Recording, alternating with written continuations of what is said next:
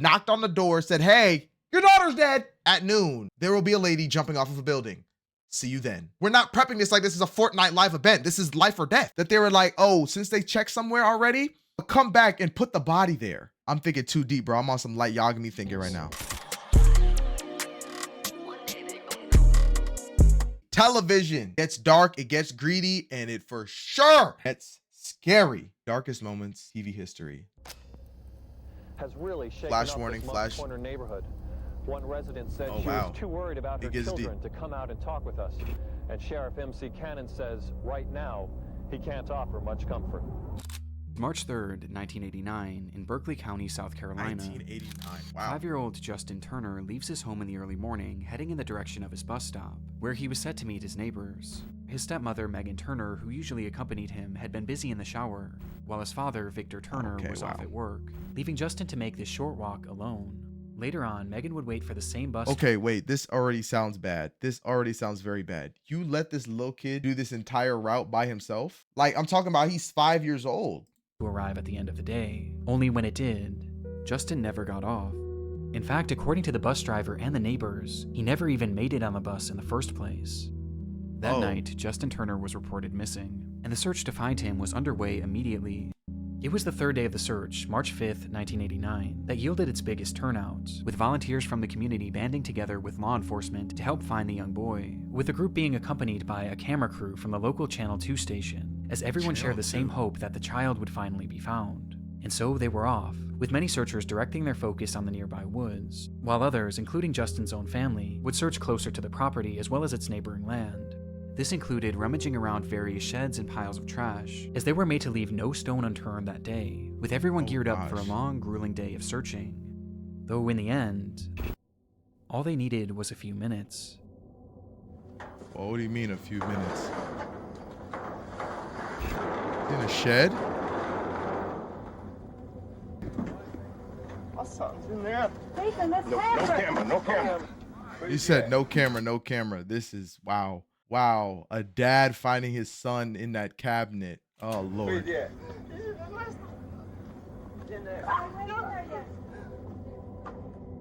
You can't even With the describe cameras that rolling, feeling. we see the moment that Victor Turner discovered his own son, stuffed inside an old cabinet in his own camper, with his reaction making one thing very apparent.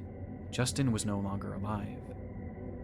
The footage is devastating, and made worse upon the discovery that not only was Justin dead, but he had been brutally assaulted and murdered by strangulation. But there was something even more unsettling about this footage. The fact that that very camper had already been searched in the days prior, and likely numerous times. Wait a second. Wait a second. Does that mean that there was somebody that was part of the search, was someone so sick and twisted that they were like, oh, since they checked somewhere already, come back and put the body there? I'm thinking too deep, bro. I'm on some light Yagami thinking right now. Yet somehow, Justin's body was never found, meaning that whoever the killer was may have hidden him there days after the disappearance. The latest word about the boy's grim fate has really shaken up this Moncks Corner neighborhood. They were clearly dealing with an incredibly dangerous and deranged individual, and tracking down whoever was responsible became law enforcement in the area's top priority. Though this certainly didn't mean that results were guaranteed, as there was a severe lack of physical evidence found on the scene, making it incredibly difficult to find any definitive information as to who might have done this. And despite their best efforts, 3, 2, 1. New Year?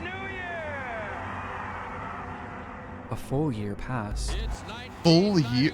and then 2, and then 3. Oh my gosh, 3 years passed before they... Then a full 2000... decade passed, then 2, and then 3. From the No way this was figured out like a couple years ago. start, Justin Turner's case was ice cold. And in the end, it seemed clear that it would remain this way forever. Until...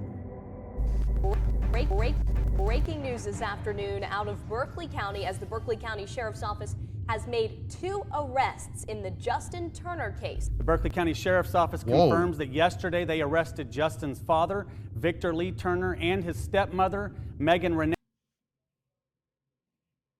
Wait, whoa! Wait a second. Wait a second. Wait a second. Wait a second. No way. His parents put him in there after taking the kid out. No, no. Renee Turner in the upstate, both charged with murder. This kid, 35 long years after Justin Turner's body was discovered. He's It dead. would be the very man who found him that was charged for his murder, along with his wife and Justin's stepmother. This So we supposedly did all that fake crying? came as a result of improved forensic technology, as well as other information that had previously been unreported, like one account where stepmother Megan had been overheard talking about how she and Justin had gotten into a fight that very morning, with the woman eventually laughing about it and saying, "But I won that fight." From the very beginning, Megan was always considered a suspect in this case. Wait, she won that fight? So the little boy and the stepmom always were in altercations, and she beat the little boy up? In fact, she had even already been arrested for his death at one point in 1990, but was swiftly released on account of a lack of physical evidence. And this lack of physical evidence is still a factor to this day, as the recent arrest of this couple hinged mainly on circumstantial evidence, with one of the key pieces being that news footage. Investigators pointed out a number of strange moments in Victor's behaviors and actions that day when they went back and reviewed the recording, with the most glaring being that he had found his son literally seconds into the search, entering that camper and going right for the drawer that he was hidden in, almost as if he knew where to look. And given that he owned the property and he owned the camper, He would it makes know. more sense as to how Justin's body could have seemingly just How the appeared there, as he and his wife were the ones who had the easiest access to it. On top of this, upon That's what finding- I was thinking. I'm like, no way somebody killed somebody's kid and put them in their own put them in their parents' camper. That is sick and twisted. Justin, Victor didn't rush in to check on his condition, and he seemed to just assume he was dead despite only getting a quick glance. He didn't rush to hold him, he didn't yell out to him, he just backed away and told those around him that he had found his son. Shortly after, it's alleged that Victor asked the detective on the scene what would happen if a family member had done this, with this question supposedly being posed before That's weird. That's weird. Who asked that question? it was even revealed that Justin had been murdered. The sheriff on the case later proclaimed about the footage, "You look at it, you look at the actions, you look at the body language. I'll let the people draw their own conclusion." On top of this, It the looks same odd. sheriff also recalled that right after the body was found, Victor and Megan basically refused to ever speak to detectives again, and they never once called in to check on the case for the entire 35 years, with the sheriff saying, "Nobody that I'm aware of from any of the family has ever heard from them again. I never got one phone call, not one phone call from his daddy or stepmother. What are y'all doing about my son's death? Not one. What does that tell you?" Oh my gosh, that means they didn't care. Oh, they did it. Touching the moments that they Victor did it. found They his did son's it. body, That makes sense. now knowing the context, disturbing doesn't even begin to describe it. And the fact that it took 35 years for this couple to finally be placed behind bars is baffling.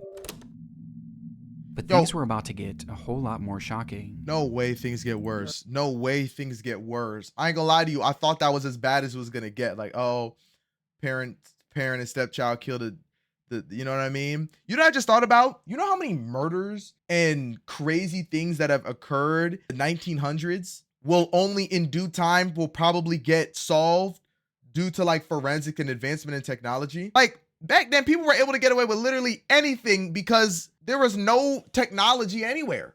You know what I mean? There was probably some guy in the 18th century that was able to wipe out an entire town and not a single soul was able to know about who it was. Who was it? There was no technology to figure out, oh, there was one guy in the camera from this corner. Like, this is weird, bro. During our hearing, we requested that the charges against Megan and Vic be dismissed. Oh, We they were got very out. fortunate today that we got a copy of the order from the judge dismissing the charges against both Megan and Vic. Yeah, I ain't gonna lie. She look a little crazy, bro. Somebody Meemaw look very crazy right now. As on June 7th, 2024, months after their arrest, Victor and Megan were released from prison and all charges against them were dropped, with the judge citing a lack of any new conclusive physical evidence, as well as the fact that nearly 20 people who were initially involved in the case, including witnesses and those who initially provided key testimony, had since perished, with the judge No way they killed them too. believing that it was now No way they killed them too. Impossible. No freaking way. impossible to get the full story. On top of this, it was also discovered soon after the arrest, a notorious serial killer just so happened to be in the area on the day of Justin's murder. His name was Richard Ebenitz, and though it's unknown how many victims he truly has, it appears that Oh, at least Lord. 4 kidnappings and 3 slayings have been attributed to him, with some of these victims being taken in broad daylight when they were getting off the bus. Okay. Richard has long since passed away, and there's really no verifiable links to prove his involvement with this crime, with this potentially being just a strange coincidence, as it is worth noting that it seems like the rest of Justin's family still believe that Victor and Megan had killed him. But all of this left the case in a position that the judge felt was unsolvable, leaving the case without conclusion and without justice. Meaning that in this footage, we may never truly know if Victor had just discovered his son, or his victim. Oh wow, now that just added another level of like deepness. There was a serial killer going around, and now that the serial killer was around, they're like, oh shoot, you know there was a killer that day. What if he did it? And he's known for doing the exact same thing that they did. But the problem is that it's one of those things that you can't really get that evidence for because the killer is dead. Like you couldn't even be like, hey man, did you kill this guy? Why it gets so darker? I didn't even expect it to get that dark. The 3-day search is over, but not in a way anyone wanted to see. Divas que não Wow. recomendamos para crianças nem para pessoas sensíveis. Darkest moments in TV history. 2. I think you should turn the lights off and turn on the sign. Okay, so y'all, it's like y'all treating this like this is a BTH. What are we doing? George and his friend, the man with the yellow hat, were going on a camping trip. This is a beautiful spot to set up camp, George. George turned around and saw something scary. It was a thin trail of smoke. There seems to be something innately interesting about survival shows. For decades, audiences have been enamored by depictions of people pushing themselves to the limit in order to survive harsh and almost inhumane conditions. Most notably, and one of the more tame examples, is Survivor, which no doubt popularized the genre, as it isn't just a staple of television in the US, but all the other countries that have since created their own versions of the show. In France, the show was called Koh Lanta, and was created back in 2001 by the company Adventureline Productions, or ALP for short. And by the year 2015, the show was one of the most popular in its market, having seen 13 successful seasons. And so, riding the high of this impressive feat, ALP decided to try their hand at a new show, one that was far more daring. Whoa. Hur fasen ska detta gå? Climb a mountain? No food. You trying to kill people? No map? Bears? No help? Dropped? The show was called Dropped and would follow two teams of 4 contestants who would be blindfolded and dropped into an undisclosed location each week. Blindfolded and dropped into a new location each week? Is that what we're doing? Okay, you know what my thing is though? Like, I know this is probably gonna ruin the immersion, but it's like, there's cameramen there. It's not like it's on some Mr. Beast type timing where Mr. Beast is like, yo, take a camera and just vlog your whole John. There's cameramen there with cameras that are fully clothed, fully equipped, and are probably gonna go sleep in a damn camper. So what? Like, hey man. Via helicopter, with each team having the same mission: make it to civilization, charge a phone, and make a rescue call. And the first team to do so would win, while the losing party would have to vote one member off. It was a fairly interesting idea, but it also already had a proof of concept, as there was actually an identical show being made in Sweden at the time that was already well received. Though Dropped wanted to turn up the interest even more, and that's exactly what they did when they announced that the cast would be composed solely of famous athletes, most of whom turned out to be French Olympians who were already well beloved in the country. Okay. It had all the makings of a certain success. Sounds good. Though in the end, this show would never actually make it to television, with the showrunners proclaiming that the program would not see the light of day. And this was all thanks to say that it would not see the light of day is crazy. Like, they must have seen some very the events of March 9th, 2015. 2015. March. Wow. It was the start of their second episode. The first had seen the elimination of professional footballer Sylvian Wiltord after his team failed to make it out of the wilderness first, which left 7 contestants who were now ready for round 2. The day's shoot began in La Rioja, Argentina, with the cast being blindfolded in preparation to be loaded up into their helicopters and dropped at their next location. Olympic gold medal swimmer Alan Bernard was one of the first to step onto the craft, but was quickly told to exit, as his team had been the first to be dropped in the last episode. W's, he's probably happy. Meaning that to make it fair, it was time for the other group to go first, thus giving them slightly more time. And so he stepped off the craft and waited with his group, as the other team instead loaded in. I would win. There were 2 helicopters on the scene.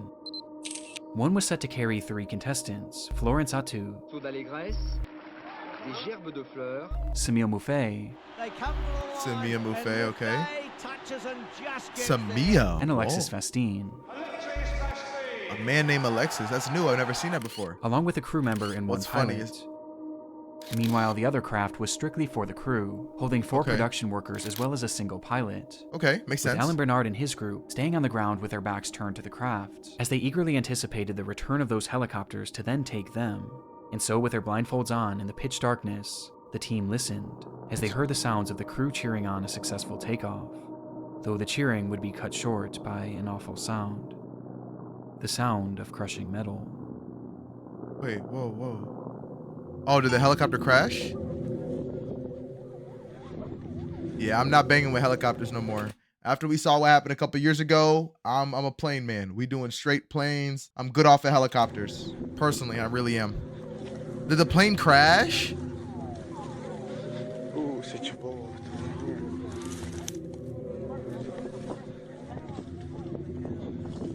Bro, Kobe, exactly, bro. RIP Kobe.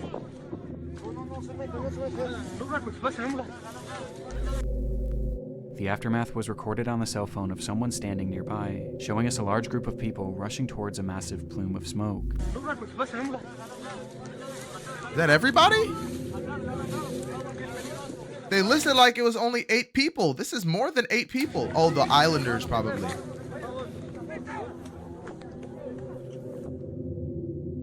Where they would find the remains of one of the aircrafts, mangled and reduced to an unrecognizable mass of steel, with none of the contestants being able to make sense of what had just happened. Yeah, what happened? It's very possible that the incident itself was captured by the production's own cameras. However, this footage has never and likely will never be released.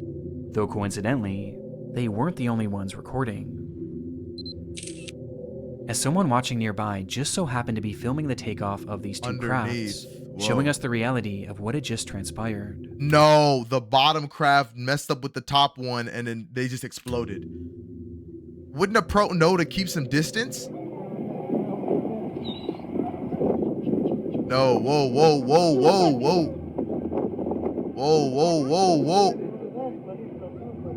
Whoa! Gang!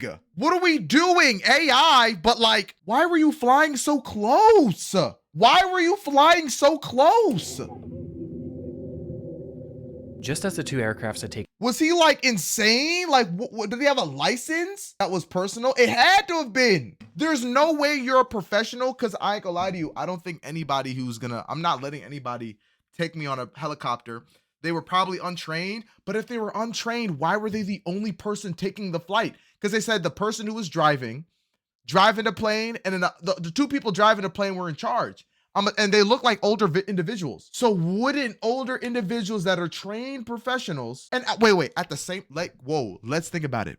Wouldn't you only allow trained professionals? You got to remember, guys, these contestants aren't just regular people, bro. They are Olympic athletes. Like, they are the peak of the peak. Wouldn't you think you would take them a lot more serious? And it sucks because that they're foreign. You know what I mean? Because this, I ain't gonna lie to you, this may have started a war if this was like a top tier player. You see what I'm saying? Think of it like God forbid, like one of the top tier NBA athletes. You know what I mean? We're like, hey man, let's go ahead and do this show. Just do this little thing. Why not? Probably the NBA would probably never let them do it. But like, suppose and they were to go to another country, like we'll say Sweden was allowed to do that, gang, that might just start a war. I'm gonna be so serious. A war started over an NBA player. This is insane, bro. The second and lowest helicopter Like, what were you began thinking? rapidly ascending, with the pilot seemingly failing to realize that the other craft was directly above them. Like, are you stupid? Causing the 2 to collide. If it was LeBron, Newsom, oh, 100%, 100%. I'm not even lying. And I'm not a LeBron glazer. I'm not a LeBron glazer. But I have now realized the weight LeBron holds. Because guys, I don't watch basketball. I don't watch any sports. The only way I really know about LeBron is because of his shoes and how people say he's the best and how they glaze him. I've never really sat there and watched the NBA game. So I don't really know his skills in real-time action. But shout out to bro. I know he does his daily due diligence. But I ain't gonna lie, WW3 might happen if that was LeBron. I'm not even trolling, bro. I'm not even trolling, bro. And then or if it was Michael Jackson, talk to Swifties, talk. Plummet to the ground below. Don't even, bro. Don't even. In the That's end, over. 10 it's people over. went That's into the over. sky, That's and over. none made it down alive. So all 8 of them didn't make it. The footage makes little sense even today. The weather was perfect, the crafts were some of the best in the world, and both of the pilots not only had 30 plus years of flying experience. What? 30 plus years of flying experience and you make such a trivial mistake? A tiny mistake that costed the lives of 8 people.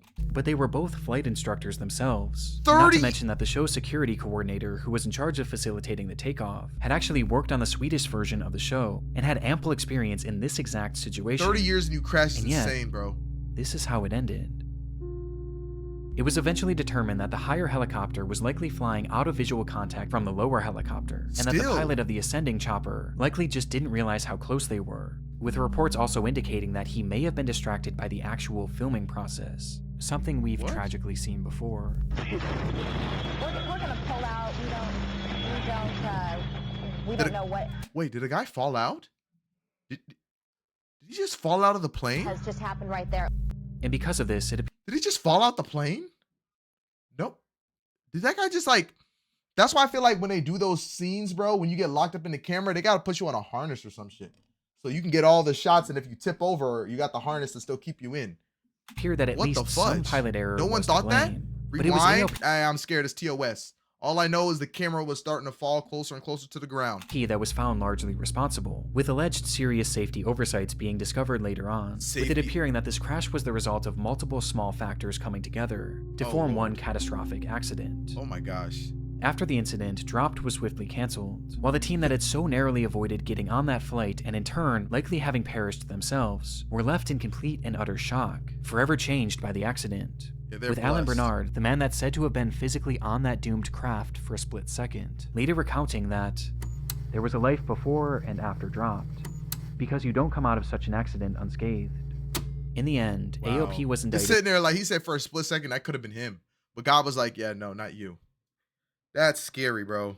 Honestly, that reasoning is stupid. I think someone 30 years wouldn't make such a dumb mistake. I 100% agree.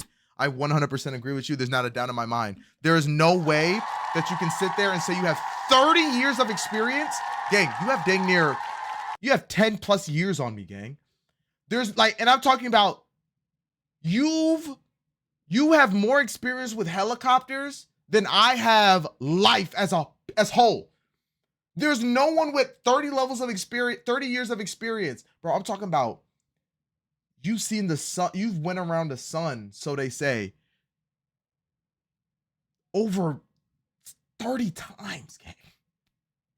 There's no way that happens, bro. Like, I don't understand it, bro. And found to be an inexcusable fault for the disaster, though it doesn't really seem like they faced any sort of actual legal punishment, with the company continuing their work on other programs to this day. But one thing that I was surprised to find in my research was that AOP is actually no stranger to the world of disturbing television moments. Oh my gosh, so they just don't... they'd experienced one just a single year before this accident. What? Cannibals? As mentioned previously, AOP was already quite versed in the world of survival television, as they had run 13 successful seasons of Koh Lanta. Though what I failed to mention is that the company had actually produced 14 seasons. Or at least they attempted to. It was season 13, during the very first day of filming, when contestant Jara Baban collapsed after the show's second challenge, with the show continuing to film as if nothing happened. Whoa, what? Are we on some Squid Game shit? What do you mean? What do you mean somebody collapsed and we were in like, oh, let's go get the paramedics? Or they were like, oh, whoa, you're looking a little tired, bro. Chill out. Anonymous reports from the set claim that once on the ground, it took the medical team nearly 5 minutes before intervening, as to not interrupt their recording. And once they eventually... What? Do you not know what Adobe After Effects is? Premiere Pro? DaVinci Resolve? Nigga, CapCut? Like, edit that John out, bro. Edit it out. What do you mean you don't like, oh, we don't want to mess up with recording? Get the AI, bro. Something, bro.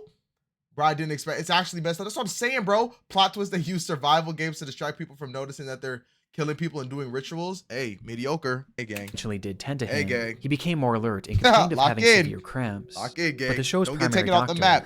Doctor, I wouldn't surprise me. Terry Costa didn't believe that his ailments required an emergency airlift. Didn't think his required an emergency airlift. What? What? Just see a man running and he just collapsed to the floor. Thud.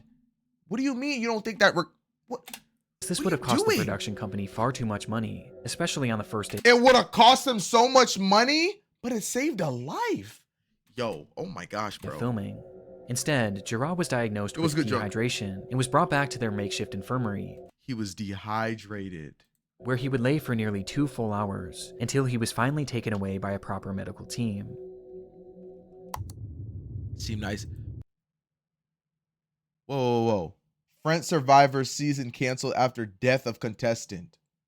So he did end up passing away, sadly. On his way off the island, Gerard Babin would pass away from cardiac arrest at the age of bro. just 25. Feel me? It was cardiac arrest that was completely missed by the show's doctors. How do you miss that? How do you miss that? How the frick do you miss that, gang? What kind of half-ass doctors are y'all having here, gang? What are we doing? The testimony from those on the scene painted ALP and Dr. Costa in an extremely negative light, as their inability to act quickly and recognize the ailments of Baban likely contributed to the young man losing his life. Exactly. With some claiming that the doctor and the showrunners were far more interested in keeping the production running smoothly than actually caring for the young man. And though ALP denied any wrongdoing, the season would essentially be cancelled right there on the spot. But disturbingly, despite the filming lasting only 1 day, Baban's death wasn't the only tragedy to occur as a result. Yeah, he died, sadly. What? So the doctor, Mr. Costa, the one who didn't save the guy, ends himself. Yo! Due to intense public ridicule. Okay, so he probably, all right, this was probably the thoughts going through his head. Everybody and their grandma and their mama is yelling at him saying, how did you get away with this? Why didn't you take care of this? You should get your doctorates removed. And at the same time, he's probably sitting there reminiscing on the situation, realizing, oh, shoot, that guy that fell into cardiac arrest, he could have been alive right now if I didn't mess up. You see what I'm saying? The pack was on my fault because I never attended to him properly. That's deep. Dr. Terry Costa would end his life just days later, stating that all the negative news reports about him were wrong and that they had sullied his good name, writing in a final note, "I'm sure that I treated Gerard in a respectable manner, as a patient and not as a contestant," adding, having to reconstruct this destroyed reputation would be unbearable, before ending his letter with a message to those on the shoot that had spoken out against him. The author of the anonymous comments about the circumstances of Gerard Baban's death, and those who spread them, will have to face their conscience. In the end, whoa. Seems kind of crazy that all this stuff is happening with this company. Yeah, it seems so weird for a company like this to have the same. And it's like, just to let y'all know, bro, this company has a record of stuff like this happening. You see what I'm saying? You know what's crazy though? No disrespect though. This is with with a foreign company. You see what I'm saying? Shout out on my foreigners out there. I love y'all, foreigner. But you see what I'm saying?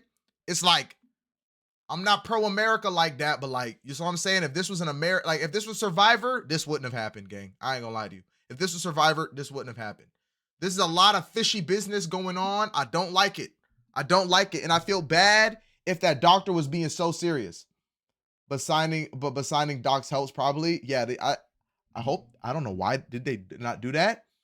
Or what if this was the catalyst for the reason why you got to start signing documents when you do Survivor and all that kind of stuff? So anything that happens to you is on you. Malta would return a year later and has been going strong ever since, as ALP did not appear to face any serious repercussions for the incidents that transpired under their watch. I ain't gonna lie, if this was me, I wouldn't want to be the host of this show. I ain't gonna lie, I don't care how much the money is. I don't want to be a host of a show that was previously known for people actually dying. Like, no. I'm sorry. You got to find somebody else, bro. With their faults in both cases being debated to this day. That was them. That looks bad on you, exactly. What does that make me look like? That makes me look crazy. VK Boom? Aqui agora? Essa não é Spanish. A vida como ela é na tela do SD. my Spanish guy. Whoa. It's July 5th, 1993, in downtown Sao Paulo, Brazil. A doorman working at a busy office building looks up to the sky and notices a woman sitting on top of the structure, her legs dangling 7 stories. Yo, I ain't gonna lie to you. This looks like an image that you would see in an anime, gang. I ain't even gonna lie to you, bro. This is an image you would see in an anime. You walk outside of your building, you look up on the highest building in the middle of a very popular city that's setting a scene, dead ass, bro. You see a woman on the top of a building dangling her legs. I'm not gonna lie to you, gang. That's beyond insane. Stories above the pavement below. One wrong move away from certain death. Precisely what she wanted. The man calls the police immediately, though surprisingly, they wouldn't be the first on the scene. They were slow? And instead, they were beaten by a camera crew. That's how you know the anime don't be good. The group is from the show Aki Agora, a news program from the network SBT that had become notorious for their No way they end up sensationalized and filming her shocking fall. stories. In their history, they had captured live footage of police riots, kidnappings, and even murders, which they would then broadcast on air as part of their show. What are we doing? Like, I get it when it's fiction. I get it when it's fiction, bro. Because we all know at the end of the day, all participants are actually safe and no one's actually getting harmed. You can't tell me. You're telling me. At 4 o'clock, we will be telling you the news station. And at 7, a live kidnapping. Nigga, come on. In this What are we unfolding doing? situation What do you mean we're showing live murder on TV and kidnappings? What? was their content for the day. That's their content? Hey, Nós guys. fomos ver o que estava acontecendo. E quando nós chegamos ao local, We arrived at the scene, o she corpo de already... bombeiros chegou, os bombeiros chegaram junto conosco. O que é? Um suicídio? Onde? Nós vimos junto. Um bombeiro olhou pra cima, tava Trying uma to be menina. different because they can't be on a normal news channel. Exactly, bro. They realize that they're not cut like Sentada that. no parapeito. E eu tomei um susto. A câmera olhou também, nós tomamos um susto. Oh, that's her. How high is that? Her name was Daniele Alves, and at the age of just Nah, no cap. That is a crazy angle. 16, she had entered that office building and climbed up to its roof with the hopes of ending her life. And minutes after Aki Agora arrived, she did just that, as their cameras captured it all. Please don't show that to me. Daqui a pouco aqui agora vai mostrar as imagens chocantes de uma jovem pulando para a morte. Atenção, são imagens They're exclusive exclusivas images que we do não not recomendamos reckon para crianças to nem children para and pessoas sensitive sensíveis. Later that night, that footage would be packaged together into a roughly 10-minute segment, which the network promoted heavily throughout the day, hyping. No way y'all were promoting suicide. What? There is no way. There is no way. Oh, be careful showing crime, even if it's on videos, TOS. Yeah, I'm trying to. Hopefully, it's nothing too crazy, bro. We're gonna keep our eyes out, bro. It up to There's no way they just promoted someone losing their life. There's no way that was a promo. One of their most shocking. You were promoting for like 30 minutes of the day. Yes, at noon, there will be a lady jumping off of a building. See you then. We're not prepping this like this is a Fortnite live event. This is life or death. Episodes ever. And supposedly it was. As though it appears that the full segment is currently lost, the footage of Daniele's fall was said to have been displayed almost entirely in full. The program aired without any censorship. What the f? Showing the moments just before and just after she had landed, where she was said to be still somewhat alive. It was traumatizing? It was Wait, she more was than alive? shocking, and left viewers outraged that something of this nature could be shown on TV. Why did they But keep while the showing camera like, footage did no one proved think highly like... controversial enough, it was the... You know, he probably would have got fired if he kept it up though. The fall wasn't on accident. I seen the guy fall from the... He landed and it was traumatizing. It must have been. He probably broke his leg. This shows how much the internet has changed. Nah, not even... No, this is not even the internet. This is television. Like, I'm talking about Channel 9, Channel 6 is showing an actual Suey Dewey. You feel me? The context surrounding the footage that made it even more depraved. As mentioned previously, police were called to the scene to assist in efforts to help Daniele Alves. Yet the first to arrive was the Aki Agora news crew. And this wasn't a coincidence. They were all about capturing events as they unfolded. And in order to be the first on the scene, they actually tapped into the police scanners, monitoring all of the calls and information being passed through officers in order to get leads on potential stories. Which is how they got word of this incident, hearing the calls and speeding over as quickly as possible. It wasn't illegal per se, but it surely wasn't ethical either. Yeah, that's and this was uncomfortable. only the start. After Daniele jumped, the crew that had filmed her had already captured their dramatic footage for the day. And as the officers and medical personnel dealt with the aftermath, the crew decided to turn their focus to the next element of their story: Daniele's parents. They packed up their equipment right away and headed straight for the home of Daniele's mother and father, with it being girl was trying to unclear commit. Yeah, exactly. And how they even got that address in the first place. And there, they once again had beaten the police, who were still back at the scene trying to piece everything together. Though rather than waiting for them, the crew instead decided to take the lead, going up to the door, ringing the doorbell, and telling Daniele's parents that their daughter had just passed away. Yo, guys, I want to let y'all know something, bro. There are people out in this world that when I say anything, I literally mean anything. They will do anything for views. Anything for views. There's no way y'all sitting there hyped up to go tell this unsuspecting family that their daughter is no longer on this earth no more. The crew then supposedly took the parents to the police station, consoling them all while their cameras kept rolling, as the crying putting a parents camera made on them for is the perfect footage for their segment. That's so insensitive. That's so insensitive. Exploitative is the only word for it. But what they did next, well, that was something far more evil. Worse. Having dropped the parents off at the police station, the crew then got to work creating their segment for the night. And as part of it, they needed to find a reason as to why Daniele did this. They first theorized that this was likely due to a drug addiction which had somehow spiraled and led to her jumping, but then they decided that that just wasn't dramatic enough, and they instead shifted to a different story, one that they reported to all of their viewers as if it were a fact.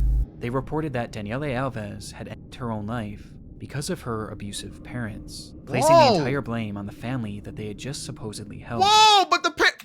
And there was one massive issue with this. It wasn't even true. The claim appears to have been quite literally based on nothing. It has no verifiable backing and seems to have been a complete guess. In fact, are you sick in the head? What do you...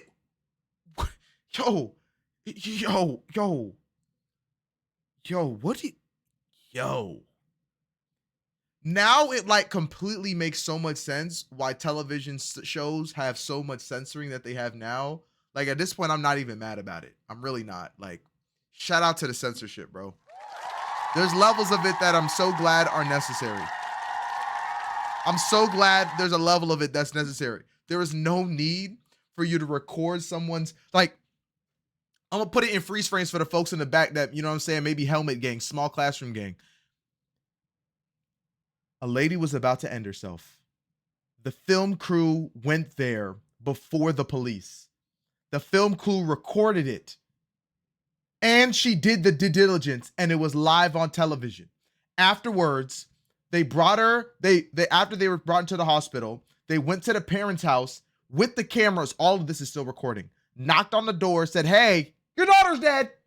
Literally. Try to get all the reaction, all the camera, all the angles. They're trying to make it a cinematic movie of depression, straight depression. After all of that inquired, they took her to the hospital. And still while recording, let the parents talk to their non-existent, non-alive child. And it was like, oh shoot, we need headlines. Why'd she do it? Her parents were the reason why. Whole time her parents didn't even know what happened. Just days later, Daniele's best friend spoke out and said that Daniele had done this because of a broken heart, not because of drugs or any sort of abuse. It's sickening, as the crew cared so little about Daniele's own story that they seemingly just made up their own. And imagine for a moment being those parents, going about your day when a TV crew comes to your house and tells you that your daughter is dead. And despite consoling you, those same people then broadcast your daughter's death for the whole world to see and blame you for it. Naturally, this didn't go without repercussions for Aki Agura, who had crossed the line in the most soulless way possible. And the effects were swift and powerful. Everyone believed the news. Exactly, bro. As the ratings soared, the programs aired without any censorship, even showed her near body on the floor, increasing the program's audience by 33.5%. So they saw the viewership skyrocket and was like, oh, we need to get on this. 33%. Making it more popular than ever before. The network would end up being sued by Daniele's family, who was eventually awarded $1 million as a result. $1 million? And put a B behind that. Hey, I need a B. I need Big B, Billy style. Give me them billions. Yeah, I'm gonna take a measly old million because you filmed my daughter's suicide? Hey, you better give me a Billy. Billy, I need the Billies coming in. And I need equity and royalty. And if you think you ever gonna see a paycheck again, yo, you better start panhandling. Messing with me, you'll never have a paycheck. You see what I'm saying? Not threatening any violence. Guys, I'm a civilian. I do this all for entertainment. I wouldn't sue them for that much, but I would definitely ask for more than over $1 million, okay? I just wanna let y'all know that, you see what I'm saying? But realistically, no amount of money could ever be enough, as the show's actions permanently affected that family and destroyed their grieving process in a way that I can't even wrap my mind around. But this did little to slow down Akiagara, as they remained on the air for 4 more long years, during which they leaned even more into these unfolding crime stories, leading to them witnessing numerous other deaths, and even being taken hostage themselves on multiple occasions. AI, completely fake, guys. AI and fake. It was AI and fake. I don't know what that was. That was probably just some AI fake videos. You know what I'm saying? Things happen all the time. So it's like, you know, nothing to really worry about. You know what I'm saying? The more I researched this topic, the more insane the segments I found became, with by far the worst being an old episode where they recorded a man who was threatening to jump off a bridge. It was a very similar situation to Daniele, though this time the crew was much closer. So close, in fact, that the host actually moved in and started interviewing the man as he was What? What? Yeah, it's real advanced. There is no way. Oh my gosh. I have to just laugh it off to say it. There is no way you see a man on the top of a bridge about to end it all, and you have the audacity to say, gay son or thought daughter? What are we doing? What are you choosing? You gonna tell me? Or are you gonna jump? Tell me right now. I like to know. I like to know. Gay son or thought daughter? No? You're just gonna jump You're just gonna jump anyway? Okay. All right. Okay. All right. I don't know. I'm not letting this image freeze frame keep going. Let's just know it is very disturbing. After his fall at any moment. Now, thankfully, this person was pulled to safety. Oh, thank Jesus Christ. Thank Jesus Christ. Christ is king, bro. Christ is literally king. Even as he was being taken away, the presenter still kept trying to interview him in one of the most surreal scenes that I've ever seen in my life, with this situation perfectly encapsulating this show.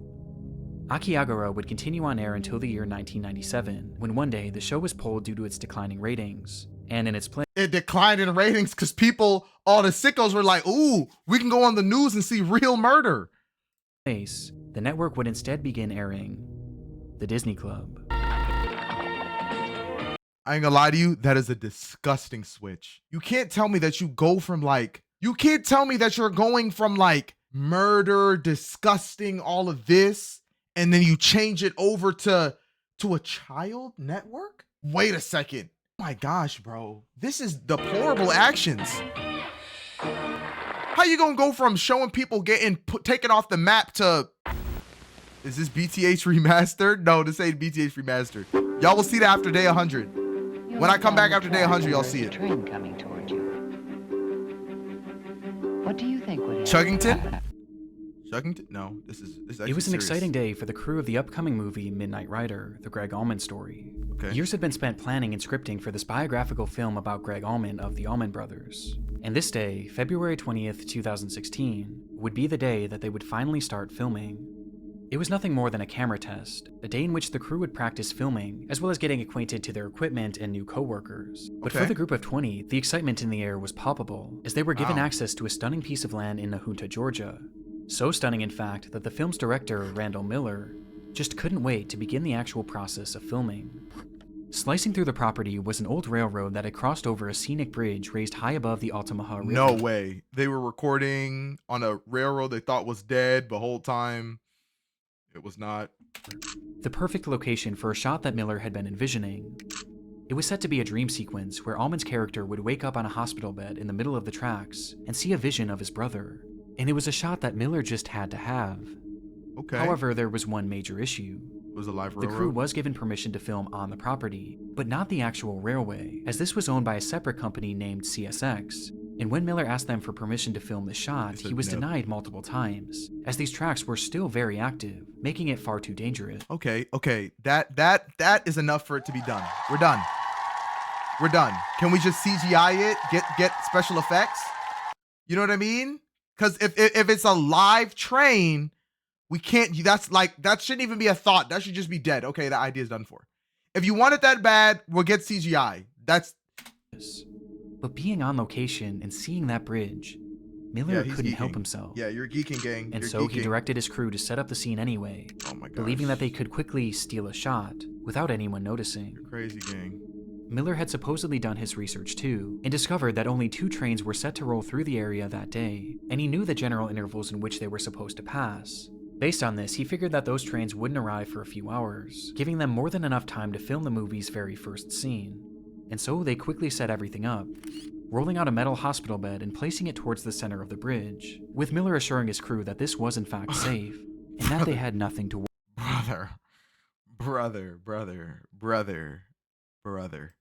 about as the camera began to roll.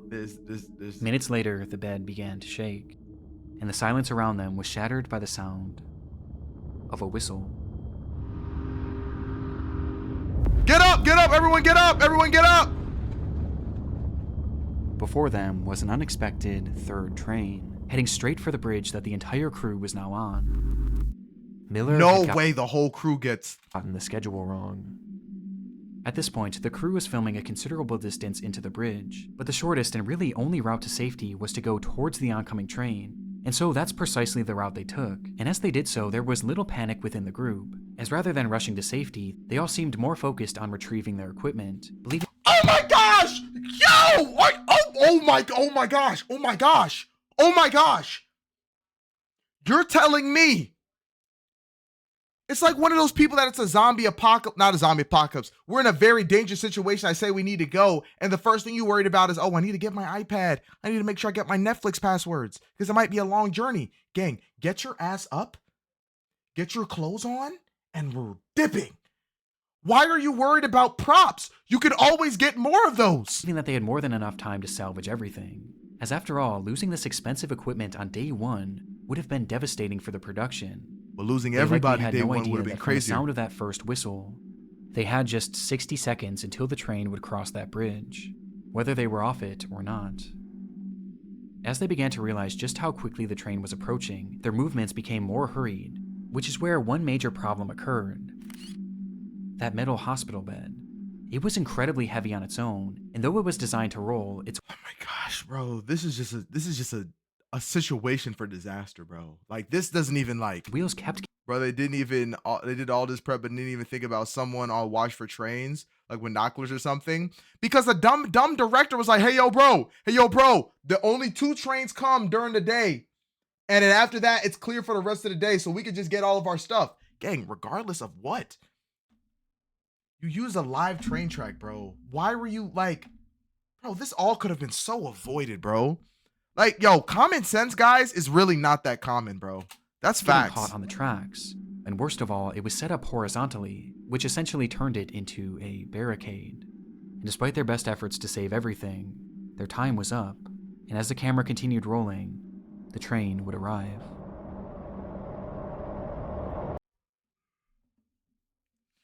I already know this ain't going well. And y'all are looking away from the train too. That's what's bothering me the most. Y'all don't understand how, oh my gosh, did everybody die?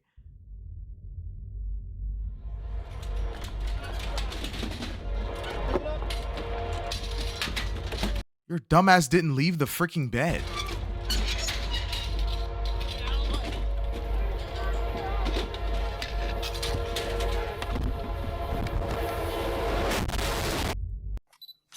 This just like, bro, what were you thinking, bro? At this moment, the train itself also had a camera rolling, which showed that even in those final moments, the crew was still trying to salvage their equipment.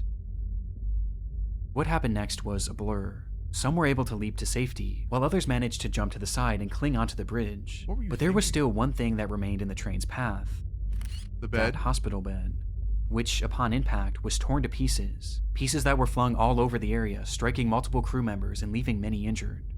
But it was 27-year-old filming assistant Sarah Jones who was struck by the largest fragment, with a force so strong that— Bro, they had just no earth. That's what I'm saying, bro. I'm sitting here watching it like, you're seeing everybody sit there, and the last thing you think about is, oh, we should probably get off the train, bro.